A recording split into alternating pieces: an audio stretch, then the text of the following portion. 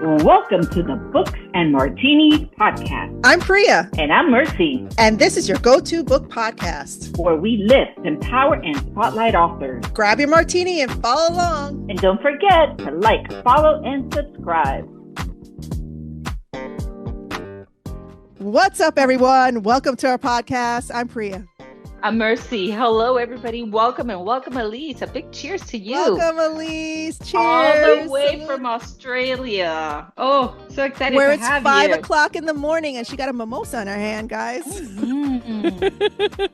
In your ears and on the screen is Elise Helliwell, the author of Within the Space of a Second. You guys, this book is so beautiful and I am loving it. I am currently reading it and devouring it, and I can't wait for you guys to get your hands on this too.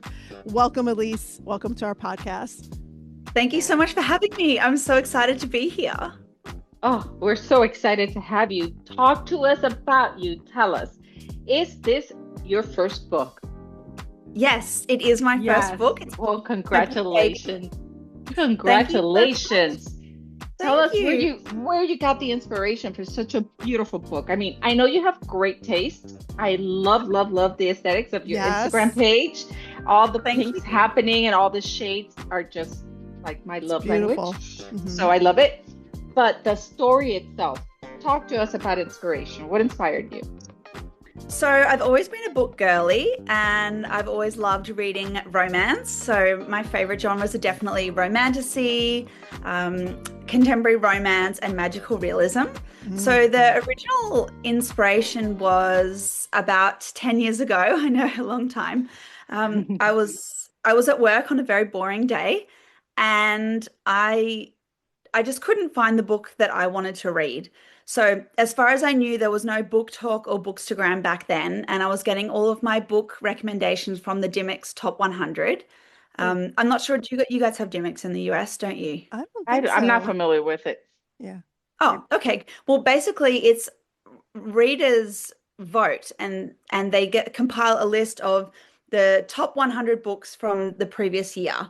But they don't have to be books released in the last 12 months, just of all time. And they release it every year. So it's an amazing list of books. But just at the time, I couldn't find the book that I wanted to read. So I thought, I'll just write my own. Easy. Sure. 10 years later. 10 years later. Right. But so the original idea was that a gorgeous time traveler would be stuck in the past, and he would ask an introverted academic to help him restore his powers. And the catch was that even though he was a stranger to her, he would already know everything about her. So that was the original idea. And the story just exploded from there, and the book just wrote itself. And here we are. I love it. And I love the characters, like the way like you kicked off the story. So I'm not going to reveal a lot. Elise and I got a few minutes to chat about it before we recorded. And I was so excited about what was happening, what point in the book I'm at. But this is when things are really starting to unfold. And there's a little bit of suspense there because you don't know like what's going to happen. How is the main character going to take this, finding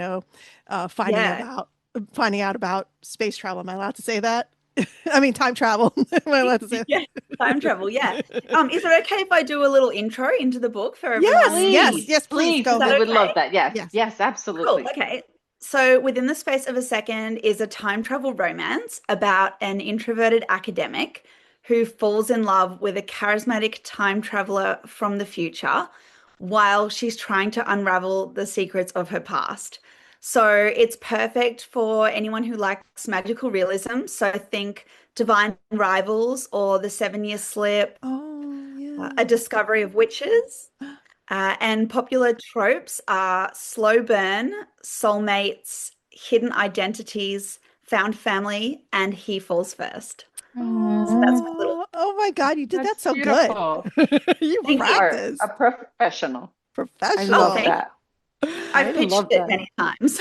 Wow. You've done well. I love it. That's so good. So inspiring the way you did it too. Like we got to practice, Mercy. It just flowed. I love it. Yeah. It flowed. So from having the idea So it's putting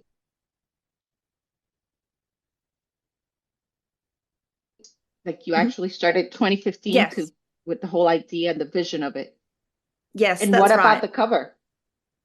Tell me about the So cover because it's beautiful. I see like a Beauty and the Beast feel thank here. you so much. So this Right? cover was designed by an incredibly talented woman named Elizabeth Sparks. Like, what a name, Elizabeth Sparks. What a She sounds name. like That's a a character strong from a name. book.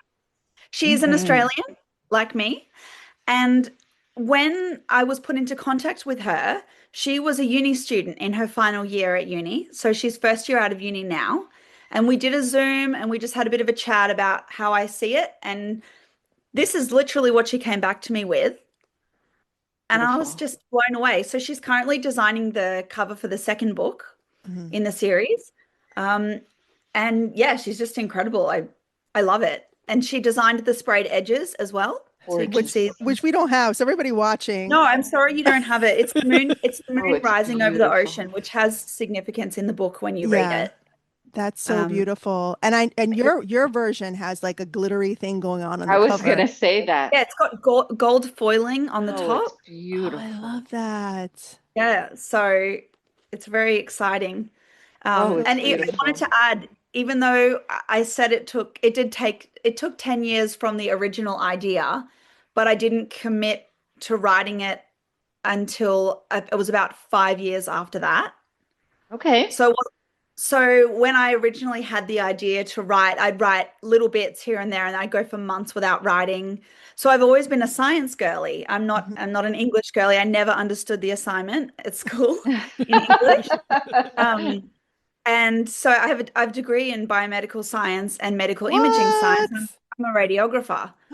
Okay. So it was like this silly little secret, and I didn't tell anyone that I was writing. And Do you think if anybody found out, they would have been like, "What are you doing?" maybe. I was just so, I don't know, I was just nervous for anyone to find out. I didn't tell anyone for a really, really long time. Mhm.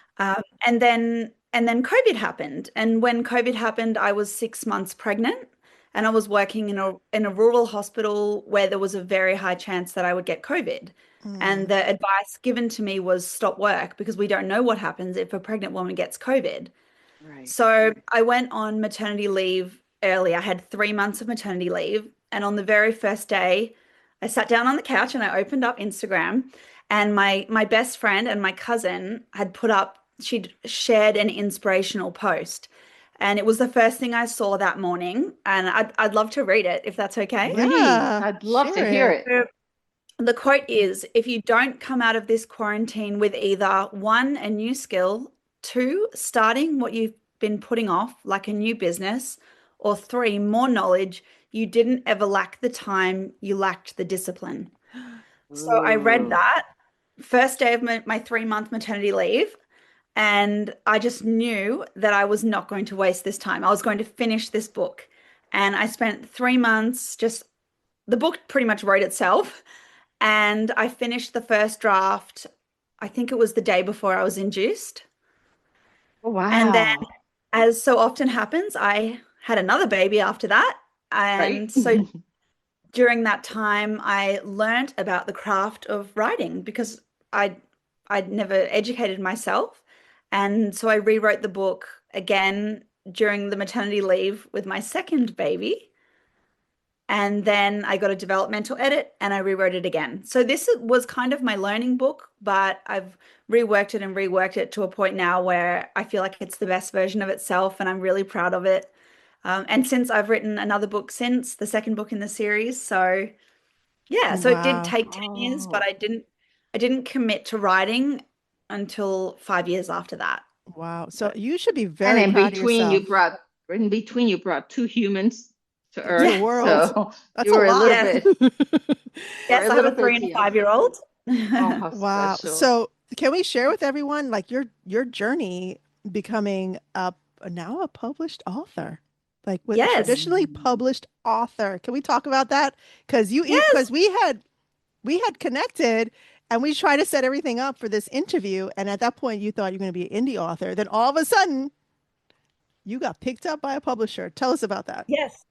So I I joined a company called the Romance Writers of Australia, which is an Australia-wide company, and it's just full of romance writers, the most wonderful people. And they host an annual conference every year. So I went and I pitched my book to publishers and agents, and the feedback I got was very promising. They all asked me to send the first few chapters, and then they'd read that, they'd ask for the full, I'd send the full, and then I got the rejections. So then I decided I was going to self-publish, and I launched a really big cover reveal on Instagram. And this was about 18 months after I'd first pitched it. And one of the publishers who I'd met at the conference reached out to me and said, "Send me this book, I want to read it." And it had since undergone a big developmental edit, and I had a publishing deal 2 days later. So wow, I definitely congratulations. Wait, from an Instagram post. Yes. So I do want to thank every single person who's on my Instagram who helped me share my cover back in March. Wow. Oh, yep. So that's how it. How it started. So for everyone listening, there is hope. You never know when you share your stuff on social who's going to see it. That's amazing. That's right. So I was gearing up to self-publish. I had the cover.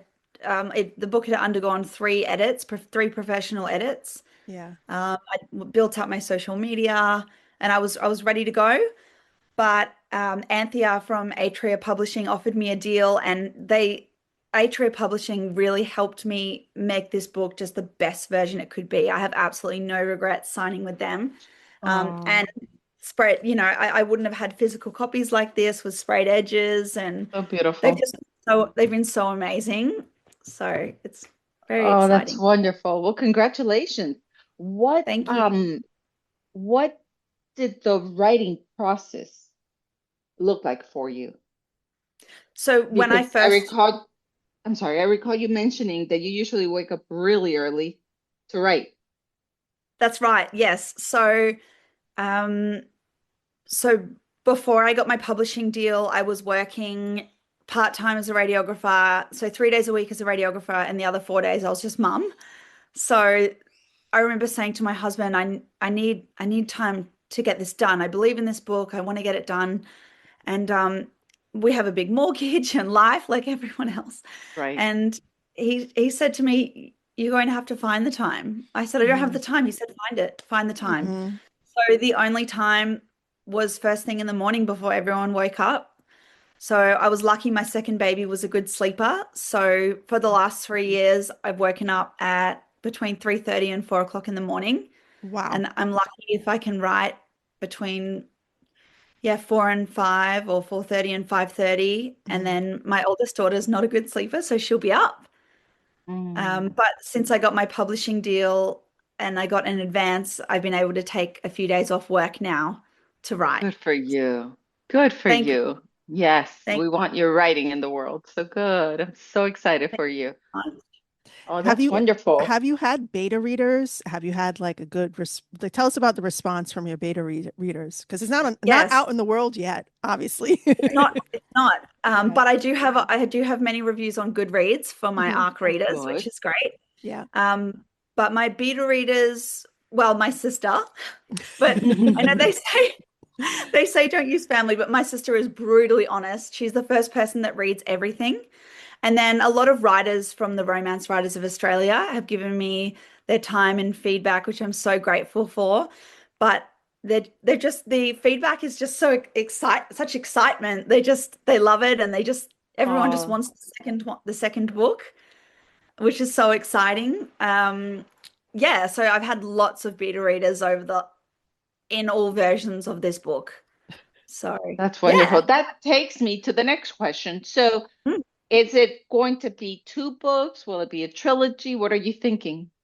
Where is inspiration taking you?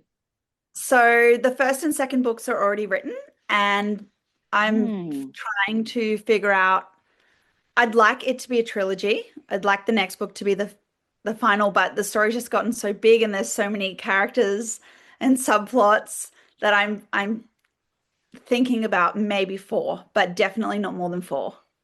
Okay. Okay. Wow. Oh, that's wonderful. Yeah. That Well, is this so can go anywhere. wonderful. If they're time traveling, this can go anywhere, Sure. you It's know. endless. Yeah, the possibilities are truly endless because Hmm. they have, and where are the time periods? So Yeah, when so it reads like a contemporary.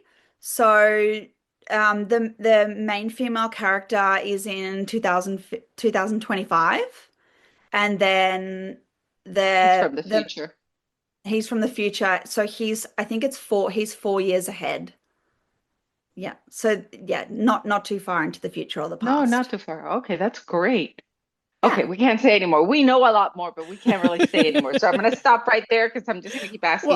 I had a follow-up question to that. Okay, So, as long as it uh, doesn't spoil the I story. know she won't spoil it. So the main characters, tell us about the inspo for the main characters. So we have 3 right now in book Yes. 1.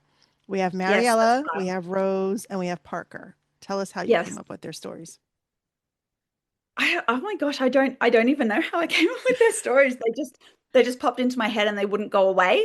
Hmm. So Mariella is our introverted academic, and when the story starts, she is trying to stay under the radar. She's had a bit of a difficult life, and she just wants her life to be simple and easy.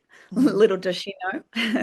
And then the main male character, Parker, is our chivalrous, charismatic time traveler. He's probably my favorite character.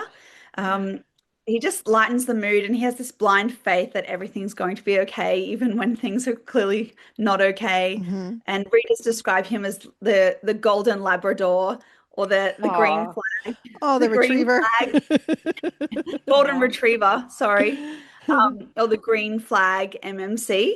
Uh-huh. Um, and then the third character is Rose. So she comes from a very rough past, Hmm. and she's feisty and loyal. She's the ride or die friend that you want. Hmm. And readers seem to be torn over her. So people either love her and they want her story, and they because you don't get a lot of her backstory in the first book, and Hmm. people message me saying I want more from Rose, I want to know everything. And then other characters say that the other readers, sorry, say that they don't like It's her. over. So It's over.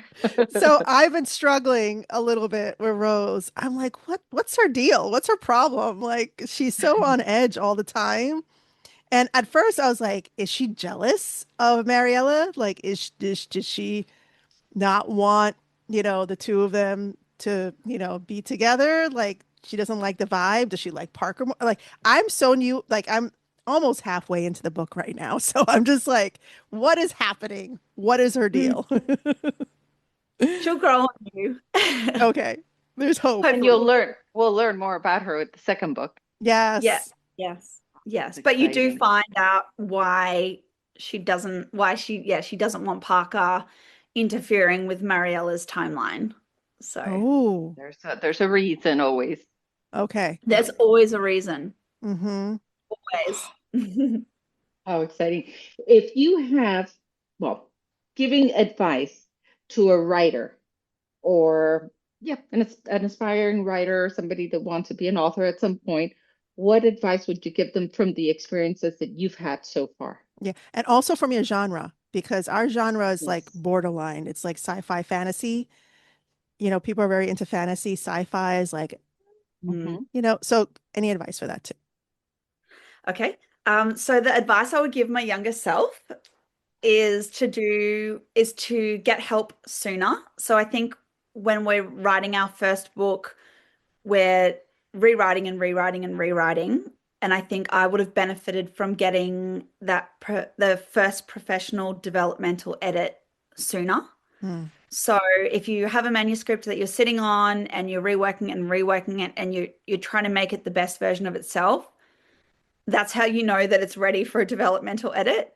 And find someone who is going to guide you and help you and make this book the best version of itself.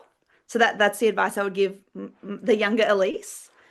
Good. And advice I would give for aspiring writers as a whole is to join a writing group. So it doesn't necessarily have to be in your country because a lot of the correspondence is done via Zoom and emails. But since I joined the Romance Writers of Australia, I've started entering competitions and getting feedback. It's how I found all of my beta readers. People are at all different parts of the journey, but I find that writers are generally really wonderful people and they do want to share with you what they've learned and they're happy to help you. And I'm also happy to help. So if anyone's listening and they don't know where to go from here or they want anything, reach out to me on Instagram, Elise Helliwell author. I've connected with so many wonderful writers on Instagram. And my advice for people writing in the sci-fi fantasy genre would be try and read books in that genre if you can that help you. And I feel like time travel is a tricky one because it sits in a gray area between fantasy and sci-fi. So I think once you know what you're writing, you need to figure out where it's going to sit because then you're managing reader expectations. So I feel like my book does touch on sci-fi, but it more sits in the fantasy realm. And so when you're pitching, you want to know exactly where your book's going to sit, which a lot of aspiring authors struggle with. I know I did. But when you show up and pitch to an agent or a publisher, they want you to tell them, I know exactly what my book is. I know exactly where it sits on a shelf, and I know what books it would sit beside. Because that's what you need to know. Excellent. So, yeah. How did you come up how did you come up with your pitch, by the way? Because it was so good. Like, did you have someone work with you on it? How did you create it? So I another writing group. So I joined another group called the Australian Society of Authors, and they do a course, an online course, so anyone can do it, on pitching. And they talk you through, I would recommend it to anyone. They talk you through everything that you should discuss during your pitch. And I use that to write my pitch, and I let my pitch off by heart because I get really nervous. And when I get nervous, my brain blanks. So I wrote my pitch and I learn it off by heart. But I think where people go wrong with pitching is that you want to tell the person that you're pitching to as much about your book without telling them directly what your book is about. And I know that sounds crazy. So I'll give you an example. Instead of speaking for 5 minutes about the storyline, you tell them, you tell them, my book is a time travel romance and it sits on a shelf beside da da da da da. It evokes emotions of love, anticipation, things like that. So you're telling them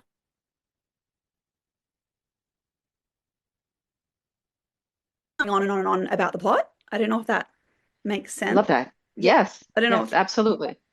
Yeah. Absolutely. And I think saying where when you're mentioning where it sits at a bookstore, right? Like what shelf it sits next to A, B, and C. It gives the reader a visual of like, oh, I love those books, or I know, I don't know. I think I understand what you mean. It kind of ties it together. Yeah, that's right. That's right.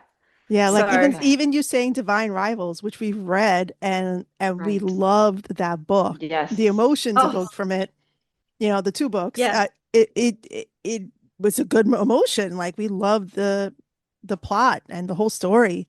So you're saying it's very much like Divine Rivals, and now I see it, and now I see the correlation between the two, Yeah, so when you're pitching, you want to tell them this is why you want to read it.